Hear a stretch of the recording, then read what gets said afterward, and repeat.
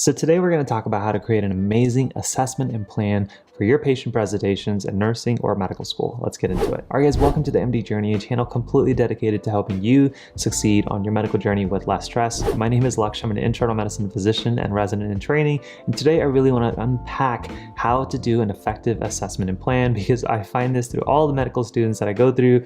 This is usually what separates those honor students, the students who do the best, top of the top kind of the pack, to the students who kind of struggle or average or below average, really struggle with creating an effective A&P to be able to take care of their patients, which ideally is what you'll want to do as a medical professional. So in this video, I'm going to give you my step-by-step approach of how to create an amazing assessment and plan for your patients. Now, before I forget, if you are new here, definitely consider hitting that like and subscribe button for 2 videos just like this on a weekly basis. Now, the main difficulty that I find with assessment and plans for medical students, for nursing students, for all the students that I work with, is that they're just not really organized. And part of it just comes from experience and lack of experience of being able to take care of a specific problem or being able to truly identify what's going on. You know, if you've only seen a handful of patients all together in a specific rotation, being able to say, this is what I think is going on, is kind of hard to say, as compared to somebody who has seen a lot of patients in that specific kind of disease process, has a better idea of what your differential should include. So experience aside, I want to give you an approach that you can use despite if it's number 1 or day number 120 on a specific rotation. So the first thing to do before creating an assessment and plan is I actually want you to be able to focus on creating a truly effective problem list. Now, this is something that I see most residents and interns also struggle with, so don't be ashamed if you're also having issues with this, but truly being able to identify all the problems you can see a patient having really can help you kind of then sparse out what are things that we have to fix and what should we be doing for each specific problem. And my systematic way of creating a very effective problem list is I'll go to the first thing that the patient's complaining of. So if you have somebody who's coming in with shortness of breath will be problem number 1. But then once I get past the very common main symptoms that they're complaining of, the next thing I'll do is I'll go systematically. So first I'll look at their vitals and seeing, is there anything here that I would consider to be a problem? So if their heart rate's up, tachycardia would go down as a problem. If they're on some kind of supplemental oxygen, then acute hypoxic respiratory failure would be a problem. If their blood pressure is too low or too high, hypertension or hypotension would be a problem. And in a similar fashion, I then go through their labs and try to find out if there's anything weird going on with their BMP, their CBC, or anything that has been ordered by either you or another provider. So for example, in internal medicine, something that I focus on a lot is things like creatinine. So if I see that somebody's creatinine is above their normal, then I may call it acute renal insufficiency. And again, you guessed it, add it as a problem. Now, similar to lab results, I also like to go to their imaging and EKG just to add anything that may show up. So for example, a pulmonary nodule, infiltrates, or if their EKG starts showing things like AFib or arrhythmias or heart blocks, again, you guessed it, add it as a problem. And keep in mind, we're doing all of this before ever reading about what the patient is really there for. We're not really reading the notes. We're truly just going through their vitals, their lab results, their imaging. And next thing I like to go through is their meds, because that starts to give me an idea as a provider of what type of things this person is being treated for outside of the hospital. So if I see, for example, they're on levothyroxine, then I can add hypothyroidism as a problem. Now, through this entire process, I do recommend that if you have to write an H&P, you might as well start typing up this problem list in your actual note. And once you've gone through the process of going through pretty much the objective data, then you can go through their notes from their admission that they have there, as well as any office visits. So that way you can understand other medical problems that patient has. So for example, if they have type 2 diabetes, but it didn't really show up on their labs, or you didn't pick it up on their medications, you can add that on. And now you really have a full list of all the things you can identify for the patient. And this is something I really started doing effectively as a first-year doctor, but I definitely see attendings who really like this approach. For example, one of the cardiologists that I currently work with love to ask the current interns of listing the top 10 things that are wrong with each patient that they present as a new patient to him. So that really starts focusing the intern on not only the most common things like chest pain, but also things like homelessness, abuse of substance, or anything that may show up. That way it's added and we can account for it while the patient's there, as well as when they leave the hospital. Now, I know I seem like a lot and we haven't even got to the assessment and plan, but now kind of finally getting into the assessment of the patient. Once you can identify all the problems that they have, the next thing you want to do is start grouping together common symptoms and problems into major categories if possible. So for example, if you have a patient who comes in with a fever, they're tachycardic, and then you know their white count or they is up and they have a leukocytosis, that basically can get reclassified as sepsis. And sometimes you may not be able to necessarily classify it. They can just all go under one chunk in your notes. You can have all 4 problems as one kind of chunk that you'll talk about, why you think that is, as well as what you want to do for it. This steps truly starts helping me piece the patient together. I can start seeing lab abnormalities that may fit with vital abnormalities or may fit with the medication that they're taking. And it really, helps me kind of broaden my differential and also gives me a direction of what I want to do for management's sake. Now, once you grouped your problem list, start prioritizing based off of the most important problem that you want to take care of.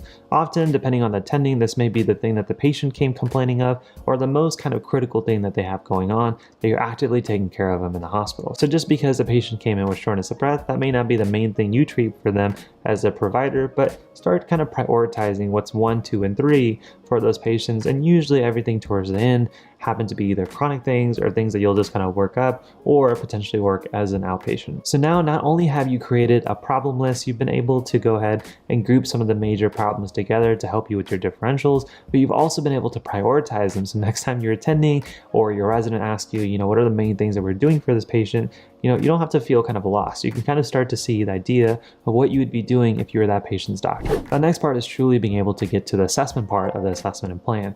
Now that you can kind of see each problem, you want to actually start thinking about the differentials. So for example, if you say that a patient has leukocytosis, a fever, tachycardia, and you want to call it sepsis, then one thing that you can start doing in your notes as well as your classification of that specific problem is why you think it's happening. So what infectious sources for this person that you think is septic do you think are playing a role? Is it urinary? Is it respiratory? Is it GI? Is it meningitis?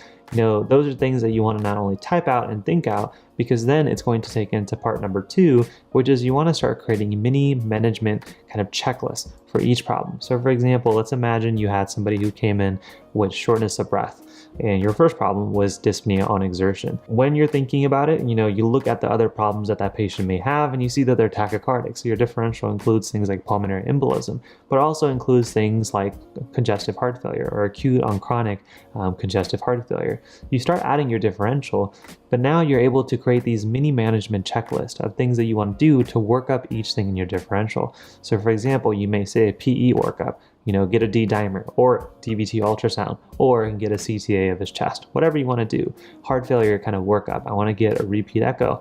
I want to start giving them diuretics to see if they will respond. Those are all things that kind of go under a mini management checklist. Now, these mini management checklists are a great way for you to avoid missing out on things that you want to do for the patient. Often I find med students and new trainees really struggle getting past some of the main things that you'll do for that patient.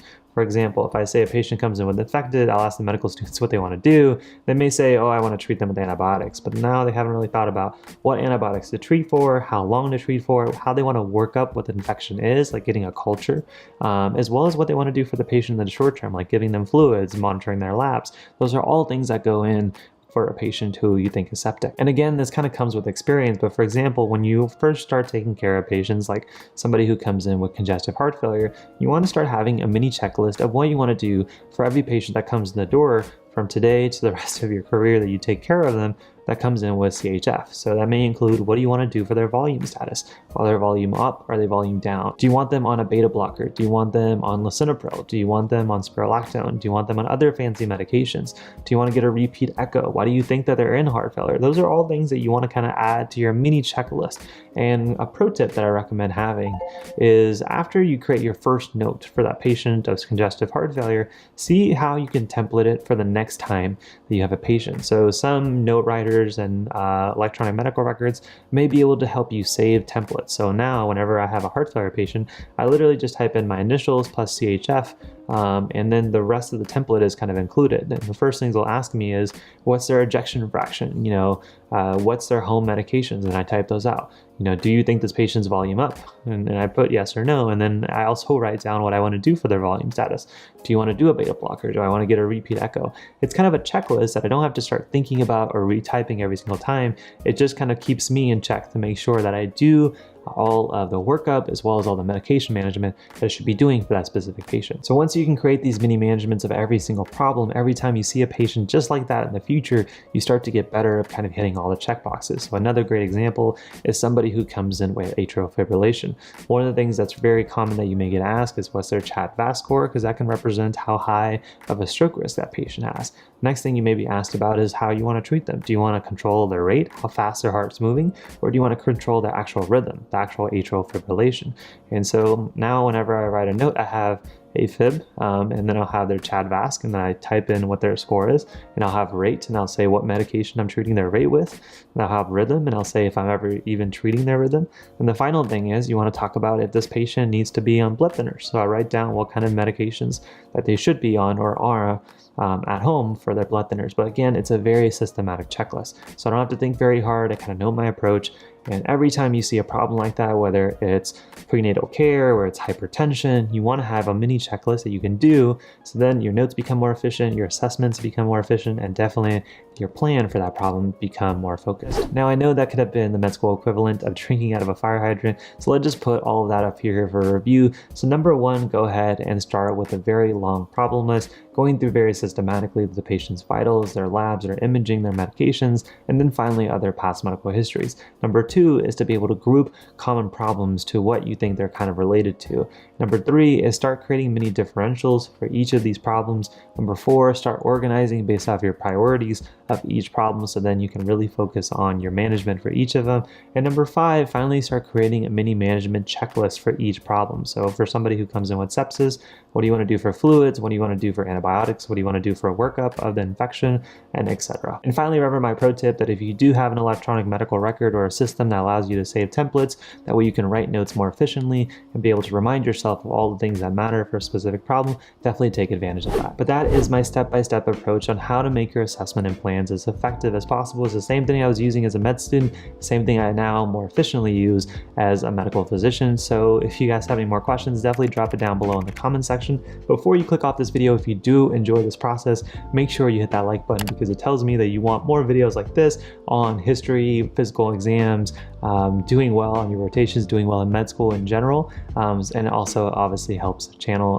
grow and get more recognition. And if you're not part of the YouTube channel for the MD Journey, definitely consider hitting that subscribe button to get 2 videos just like this on a weekly basis. And finally, if you want even more step-by-step help for your clinical rotations, then definitely check out the Crushing Clinicals course or the MedElite Academy for step-by-step resources on your rotations, as well as all of med school. But thank you guys so much, as always, for making it to the very end, for showing your support. Hopefully I've been a little help to you on your journey. Thank you as always for being a part of mine.